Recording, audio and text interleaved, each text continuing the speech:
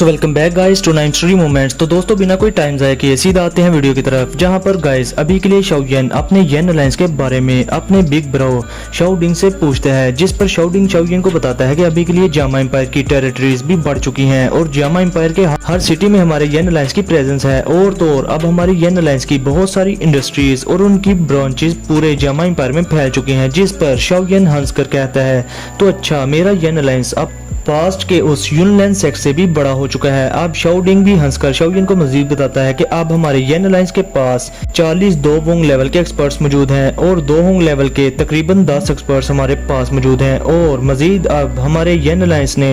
येन plane भी बनाया है, जहां पर येन अलायंस के बहुत ही ज्यादा टैलेंटेड बच्चों को ट्रेन किया जाएगा और वो फिर हमारे आने वाले फ्यूचर की न्यू ब्लड लाइन होगी। अब शाओडिंग मजीद बताता है कि हमारे येन अलायंस ने माइटियर फैमिली की मदद से बहुत सारे बिजनेसेस हॉल भी बनाए हैं और तो और अभी के लिए हमारे पास एक मेडिसिनल हॉल भी मौजूद है, जो कि हमारे येन अलायंस को time to time medicinal pills बनाकर प्रोवाइड करते रहते थे। और जो हम एक साल तक इतने सारे लोगों का मुकाबला करते रहे थे वो सिर्फ हमारे इस मेडिसिनल हॉल की वजह से ही है, क्योंकि वो टाइम टू टाइम हमारे इंजर्ड एक्सपर्ट्स को हील करते रहते थे। अब दोस्तों शाओयन ये सब सुनकर अपने येन अलायंस के लिए बहुत ज्यादा खुश था और वो सोचता है कि मेरे ये येन अलायंस का साइज ब्लैक कॉर्नर रीजन के मेरे शाओ गेट से भी बड़ा हो गया है। मगर हमारा शाओ गेट भी कम नहीं, क्योंकि वहां पर हर साल जानन एकेडमी से बहुत सारे टैलेंटेड लोग हमारे शाओ गेट में भर्ती होते रहते हैं। अब इसके बाद शाओयन पूछता है कि क्या मेरे शाओ क्लैन के लोग ठीक हैं, जिस पर शाओडिंग हंसकर कहते हैं कि जिस क्लैन का लीडर तुम जैसा हो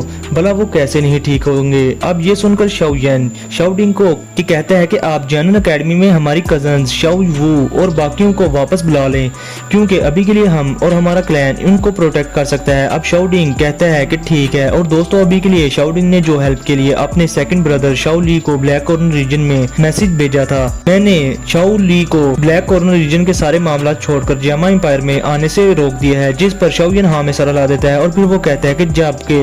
बैटल खत्म हो चुकी है तो मैं फिर अलायंस और क्लैन के बाकी के सारे मामला आप सब पर छोड़ता हूँ। मुझे पता है कि आप लोग इनको मुझसे ज्यादा अच्छे तरीके से हैंडल कर लोगे। अब शाओयन की ये बात सुनकर सभी के हाल में बैठे लोग कहते हैं कि ये इंसान फिर से वो लीडर बन गया है जो क्लैन से गायब रहता है। अब दोस्तों हमारा सीन शिफ्ट होता है शाओयन पर, जो कि रात को एक माउंटेन पीक पर क्रॉस लेग्स करके बैठा हुआ था और वो फोर्ट्रेस के करीब ही थी। और दूसरी तरफ क्वीन मेडुसा भी वहां एक ट्री पर बैठी हुई थी और फिर वो शाओयन से कहती है कि वो पॉइजन सेक्ट लीडर अभी तक नहीं आई, मतलब कि वो तुम्हें ऐसे ही फजूल में वेट करवा रही है। जिस पर शाओयन वहां बैठे बैठे क्वीन मेडुसा की तरफ देखे बगैर ही क्वीन मेडुसा को साफ बोलता है कि मैंने तुम्हें पहले ही कहा था कि तुम यहाँ मेरे पीछे ना आना, कहीं तुम्हें इस बात का डर तो नहीं कि वो पॉइजन सेक्ट लीडर यहाँ मुझे किल कर देगी। जिस पर क्वीन मेडुसा साफ कहती है कि किसे पता कि वो पॉइजन सेक्ट लीडर तुम्हें अकेले को यहाँ देख कर तुम्हें मार दे और फिर से जामा एम्पायर पर हमला कर दे, मगर तब के टाइम मैं अकेली जामा एम्पायर को नहीं बचा पाऊंगी। अब दोस्तों शाओयन एक तरफ देखता है जहां आसमान में एक व्हाइट क्लॉथ पहने हुए एक प्यारी लड़की उनकी तरफ चल कर आ रही थी। अब लिटिल फेरी डॉक्टर को हवा में खड़ा देखकर शाओयन खुश होकर कहते हैं कि फाइनली तुम यहाँ आएगी। अब लिटिल फेरी डॉक्टर शाओयन के पास आकर क्वीन मेडुसा और शाओयन को देखकर सुकून से कहती है कि इन तीनों एम्पायर्स की आर्मीज को वापस भेजना मेरे लिए काफी ज्यादा मुश्किल था और बहुत सारे लोगों ने इस पर इतराजात भी किए। जिस पर शाओयन थोड़ा घबरा कर कहता है कि क्या वाकई में ही क्या वो बड़े सेक्ट्स अभी भी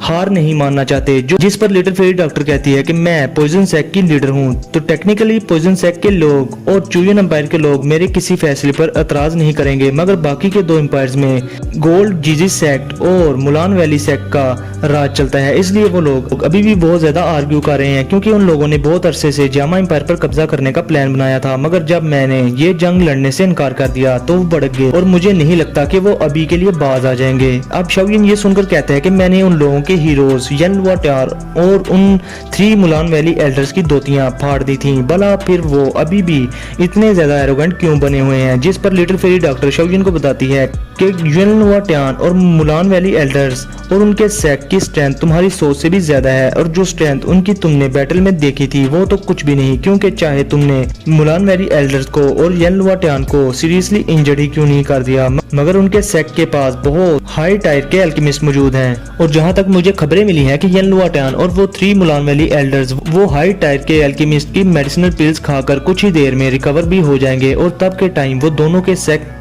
मिलकर एक बार फिर से जामा एम्पायर पर अटैक कर देंगे। जो सुनकर शाओयन थोड़ा परेशान हो जाता है, क्योंकि अगर ऐसा होता है तो येन अलायंस और Jama empire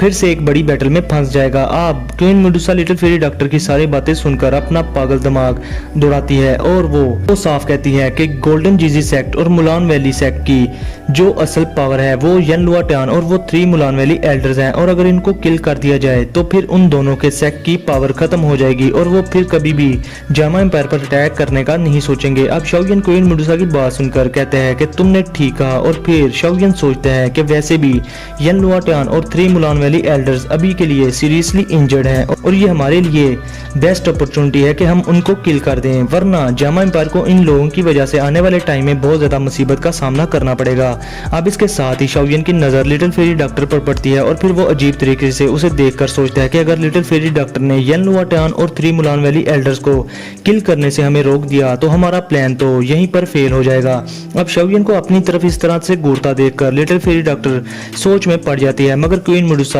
little fairy doctor के पीछे अपीयर होकर उसका रास्ता रोक लेती है, ताकि अगर लिटिल फेरी डॉक्टर उन 3 मुलान वैली एल्डर्स और येन लुआटियान के हमायत करेगी तो वो इसको फौरन किल कर सके। मगर अब इधर little fairy doctor queen Medusa को इस तरह से करता देखकर साफ कहती है कि अगर मैं यहाँ से जाना चाहूँ तो तुम मुझे रोक भी नहीं पाओगी। अब क्वीन मेडुसा भी पागल होकर झगड़ते हुए कहती है कि तुम यहाँ आकर ट्राई क्यों नहीं कर लेती। अब शाओयन जब इन दोनों को लड़ता देखता है तो उसके सर में शदीद दर्द स्टार्ट हो जाता है और फिर वो इन दोनों लड़कियों को झगड़ने से रोककर लिटिल फेरी डॉक्टर से साफ कहता है कि येन अलायंस मैंने बनाया है और येन लुआटियान और 3 मुलान वैली एल्डर्स मेरे येन अलायंस के लिए बहुत बड़ा खतरा है, इसलिए मैं इन्हें अब किल करके ही रहूंगा। जिस पर लिटिल फेरी डॉक्टर शाओयन को इतना सीरियस देखकर हाँ में सर हिला देती है और कहती है कि वैसे भी येन लुआटियान और 3 मुलान वैली एल्डर्स ने हमेशा मुझे लेकर गलत इरादे रखे और ना ही वो मेरे अलायंस के साथ सीरियस थे, इसलिए तुम्हें उनके साथ जो करना है वो करो, मैं इंटरफेयर नहीं करूंगी। अब ये सब सुनकर शाओयन बहुत ज्यादा खुश हो जाता है और कहता है कि तुम अभी भी हमारी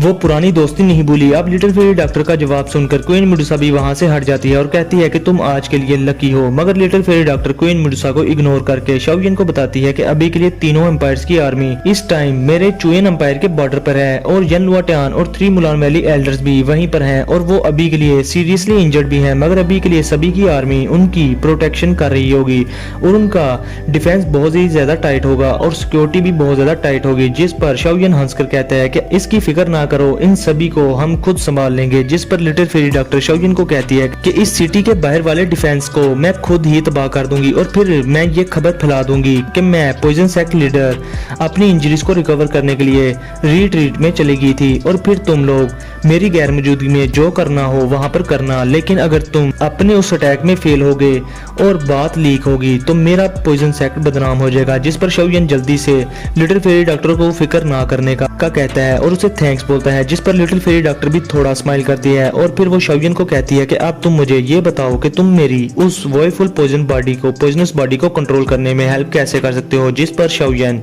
अपनी रिंग से एक स्क्रोल निकालता है जो कि डार्क ब्लैक कलर का था और वो लिटिल फेरी डॉक्टर को वो स्क्रोल देते हुए कहता है कि तुम्हारी पॉइजनस बॉडी के हल का मेथड इस स्क्रोल में लिखा हुआ है, मगर जो मेडिसिनल इंग्रेडिएंट्स इसके लिए चाहिए वो बहुत ही ज्यादा रेयर हैं। अब वो स्क्रोल अपने हाथों में देखकर लिटिल फेरी डॉक्टर बहुत ज्यादा हैप्पी थी। अब दोस्तों मास्टर यालाओ के उस स्क्रोल में मास्टर यालाओ ने लिखा हुआ था कि वॉयफुल पॉइजनस बॉडी वो बॉडी होती है जो कि मरने वाली होती है और खुद को जिंदा रखने के लिए वो बॉडी बहुत सारा पॉइजन कंज्यूम करती है और जब वो पॉइजन अपनी लिमिट तक पहुंच जाता है तो तब वो पॉइजन आउट ऑफ कंट्रोल हो जाता है और फिर उस बॉडी से निकलने वाले पॉइजन से 1000 किलोमीटर के आसपास के लोग मरना स्टार्ट हो जाते हैं और ये पॉइजनस बॉडी बहुत ही ज्यादा रेयर होती है, मतलब कि अपनी लिटिल फेरी डॉक्टर लाखों में एक है। और अब हम मजीद पढ़ते हैं कि वो पॉइजनस बॉडी जो नेचर की तरफ से बनी हो वो बहुत ही ज्यादा स्ट्रॉन्ग होती है और उसको काबू करना बहुत ज्यादा मुश्किल भी, मगर वो लकी ही होता है जो अपनी पॉइजनस बॉडी को कंट्रोल कर पाए। और जिस मेथड से इस पॉइजनस बॉडी को कंट्रोल किया जा सकता है उसको पॉइजन पिल मेथड कहते हैं। इस मेथड में पॉइजन पिल को कंज्यूम करने के बाद इस बॉडी का सारा पॉइजन उस पॉइजन पिल में अब्जॉर्ब हो जाता है और अभी के लिए पॉइजन बॉडी की वजह से सैकड़ों सालों पहले दाउकी कॉन्टिनेंट ने बहुत बड़ा डिजास्टर फेस किया था और वैसे भी इस पॉइजन पिल को बनाने के लिए जो मेडिसिनल इंग्रेडिएंट्स चाहिए वो बहुत ही ज्यादा रेयर होते हैं, जिनमें से एक तो सबसे पहले 3 काइंड ऑफ हेवनली फ्लेम्स चाहिए होंगी, यानी कि एक हेवनली फ्लेम नहीं 3 और दूसरे नंबर पर रैंक 7 के मैजिकल बीस्ट का मॉन्स्टर कोर, और वो भी sky poison demon scorpion beast ही होना चाहिए। और तीसरे नंबर पर बोधिस्टा बॉडी ट्रांसफॉर्मेशन सलाइवा भी चाहिए होता है, तब जाकर इन सब से वो पॉइजन पिल बन पाती है। अब ये रेयर मेडिसिनल इंग्रेडिएंट्स का सुनकर तो लिटिल फेरी डॉक्टर के होश उड़ जाते हैं और वो कहती है कि सबसे पहले तो ये हेवनली फ्लेम ये तो दौकी कॉन्टिनेंट में बहुत ही ज्यादा रेयर पाई जाती है, और जिन अल्केमिस्ट के पास एक हेवनली फ्लेम हो तो वो तो बहुत ज्यादा खुशकिस्मत होते हैं और उनकी स्ट्रेंथ भी बहुत ज्यादा बढ़ जाती है, मगर यहाँ पर एक नहीं बल्कि 3 हेवनली फ्लेम्स की जरूरत है। अब लिटिल फेरी डॉक्टर मजीद कहती है कि sky poison demon scorpion beast ये तो बहुत ही ज्यादा यूनिक मैजिकल बीस्ट है और ये बहुत ज्यादा पावरफुल भी होता है, और रैंक 7 पर पहुंचने के बाद कोई भी मैजिकल बीस्ट ह्यूमन फॉर्म में आ सकता है और इसकी फाइटिंग स्ट्रेंथ भी बहुत कमाल की हो जाती है, और इस तरह के मैजिकल बीस्ट का मॉन्स्टर कोर हासिल कर पाना बहुत ही ज्यादा मुश्किल होता है। और तीसरा ये बुद्धिस्टवा बॉडी ट्रांसफॉर्मेशन सलाइवा, इसके बारे में तो मैंने कभी सुना भी नहीं। भला अब मैं कैसे इन इंग्रेडिएंट्स को हासिल करके वो पिल ले पाऊंगी और इस पॉइजनस बॉडी को कंट्रोल कर पाऊंगी। जिस पर शौयन उसको कहते हैं कि तुम परेशान ना हो और अभी के लिए तुम 3 काइंड ऑफ हेवनली फ्लेम्स के बारे में फिक्र ना करो, इसका इंतजाम मैंने कर लिया है। तुम बस sky poison dragon scorpion beast का मॉन्स्टर कोर और बुद्धिस्टा बॉडी ट्रांसफॉर्मेशन सलाइवा का इंतजाम करो। अब लिटिल फेरी डॉक्टर शौयन की बात सुनकर हैरान होकर कहती है कि क्या तुम्हारे पास 3 काइंड ऑफ हेवनली फ्लेम्स हैं? भला एक बंदा 3 टाइप की हेवनली फ्लेम्स एक टाइम में अपनी बॉडी में कैसे रख पाता है? अब शौयन लिटिल फेरी डॉक्टर को अपनी जेड ग्रीन फ्लेम दिखाता है, फिर वो इसको कन्वर्ट करके 2 फ्लेम्स में डिवाइड कर देता है, और अभी के लिए शौयन के एक हाथ में ग्रीन लोटस कोर फ्लेम और दूसरे में फॉलन हार्ट फ्लेम थी। फिर इसके साथ ही शौयन के माथे पर बनी फायर सील में से भी एक व्हाइट फ्लेम निकलना स्टार्ट हो जाती है, जो कि थी बोन चिलिंग फ्लेम। अब शौयन के पास 3 हेवनली फ्लेम्स देखने के बाद लिटिल फेरी डॉक्टर बहुत ज्यादा खुश हो जाती है और वो कहती है कि अच्छा तो ये वजह थी जो तुम किसी भी 2 जोंग लेवल के बंदे से इतनी इजीली फाइट कर पाते थे। मगर बात जो भी हो, अगर तुम्हारे पास 3 हेवनली फ्लेम्स भी हैं, मगर हमें अभी sky poison dragon scorpion beast का मॉन्स्टर कोर और बुद्धिस्टा बॉडी ट्रांसफॉर्मेशन सलाइवा चाहिए। जिस पर शौयन कहता है कि तुम हिम्मत ना हारो, मैं तुम्हें ये चीजें ढूंढने में तुम्हारी हेल्प करूंगा। जिस पर लिटिल फेरी डॉक्टर भी हाँ में सारा ला देती है। अब लिटिल फेरी डॉक्टर वो स्क्रोल शौयन को वापस पकड़ा देती है और शौयन को एक जेड पीस देकर कहती है कि जब तुम सीक्रेटली उस सिटी पर अटैक करोगे तो तुम ये जेड पीस को तोड़ देना और तब मुझे पता चल जाएगा और मैं जितना हो सकी तुम्हारी हेल्प कर पाऊंगी।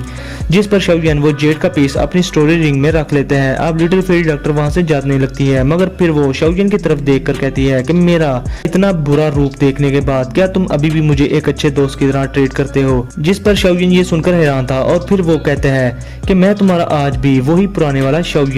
और तुम्हारा अच्छा दोस्त ही हूँ। जो सुनने के बाद लिटिल फेरी डॉक्टर वहाँ से चली जाती है। अब इधर इसके साथ ही शौयन भी क्वीन मेडुसा के साथ वहाँ से चला जाता है और वो फोर्ट्रेस की तरफ जाने लगते हैं। और क्वीन मेडुसा शौयन से पूछती है कि क्या तुम्हें इस पॉइजन सेक्ट लीडर पर पूरा यकीन है? कहीं ऐसा ना हो कि जब हम इस सिटी पर छुपकर अटैक करें तो जामा एम्पायर में कोई नहीं होगा, तो फिर उधर उस सिटी में हम घेरे न जाएं और इधर वो जामा एम्पायर पर हमला करके इस पर कब्जा ना कर ले, और फिर येन अलायंस का भी क्या होगा? जिस पर शौयन भी घबरा गया था, मगर शौयन कहता है कि मुझे अपनी दोस्त लिटिल फेरी डॉक्टर पर पूरा यकीन है। तो दोस्तों आज का हमारा ये एपिसोड यहीं पर होता है खत्म। तो दोस्तों तैयार हो जाओ नेक्स्ट एपिसोड के लिए, क्योंकि उसमें शौयन दुश्मनों के घर में घुसकर उनसे बैटल करने वाला है। तो फिर मिलते हैं आप लोगों से नेक्स्ट वीडियो में। तो वीडियो को लाजमी लाइक शेयर और चैनल को सब्सक्राइब करना। तो फिर मिलते हैं आप लोगों से नेक्स्ट वीडियो में। तब तक के लिए अपना और अपने प्यारों को बहुत सारा ख्याल रखें।